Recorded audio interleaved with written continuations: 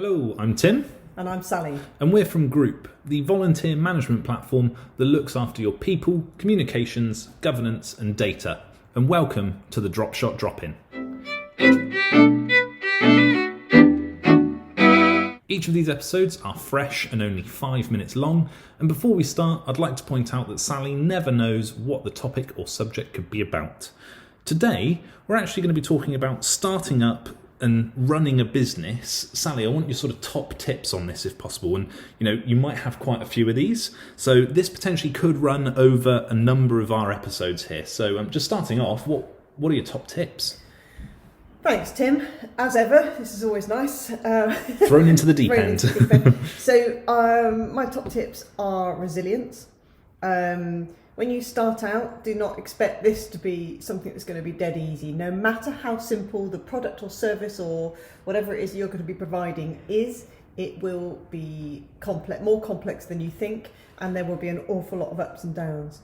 So you need people around you who are always going to support you, no matter what your decisions. I'm not saying they should influence your decisions, but they should be positive and support your decisions, whatever you do, because it can be a really rough ride. It can also be extremely exciting and very fulfilling and make you feel like you're more in control rather than working for somebody where if you're not enjoying your job particularly, especially if it's in a big corporate environment.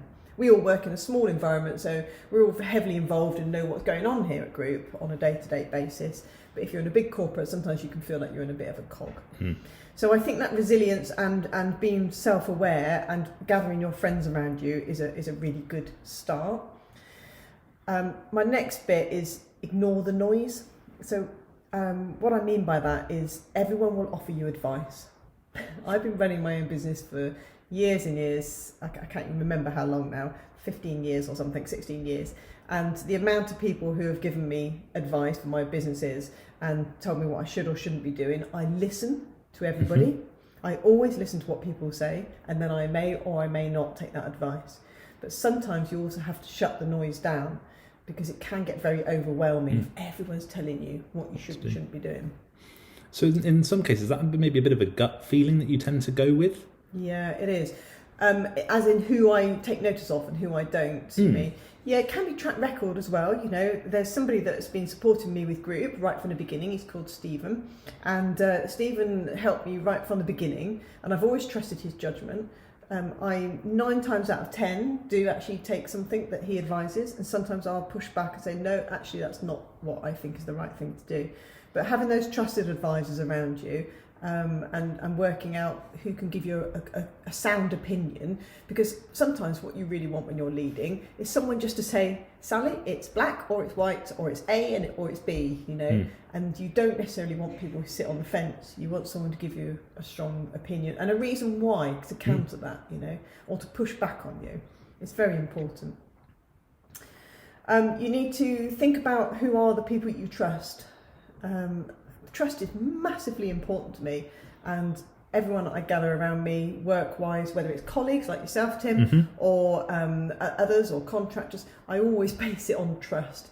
So maybe people will think that's naive, but I think if you can trust someone, you're halfway to having a good working relationship. It doesn't mean you have to be friends with them. It does mean that you have to respect and trust them, and that's the most important thing. And you can do that with whether it's your colleagues, whether it's contractors, whether it's investors, whether it's other stakeholders, whatever. You've got to have that trust between you that everyone's trying to do something for the right reasons. I think one of my biggest tips, if we've got a bit of time, is to hire a Rottweiler. And what I mean by that is hire somebody to look after your credit control, to look after the cash. For the last several years in Group, I've had somebody working in the team who's been with me right from the beginning called Sam, and she's an amazing person at chasing the money down, because however well-meaning people are, whether it's a local authority or whoever, Sometimes people have cash flow problems, and we want to be understanding. We want people to be able to carry on giving them the service. But at the end of the day, you need somebody who's pretty tough, and she's quite scary actually. Oh yeah, we're scared, aren't we? We are. Yeah. So she's very good. So getting someone to understand that cash flow and to be able to chase it in is really important, because often the leader themselves, someone like me, doesn't want to do that. I don't always want to chase down payments. It's not my comfort zone. I'd rather somebody else did it. So having somebody to do that for you if you can't do it yourself is really important. Amazing. Sally, thank you so much. I mean, there are some amazing points in there, and I think there's plenty more as well where they're coming from. So I think we will continue this in the next episode tomorrow, where I'll have Sally back in for a bit of a drop-in, if you like, for lunch, and we'll discuss a few more of these tips and pointers that you can give to people in this situation. So again, thank you for your time.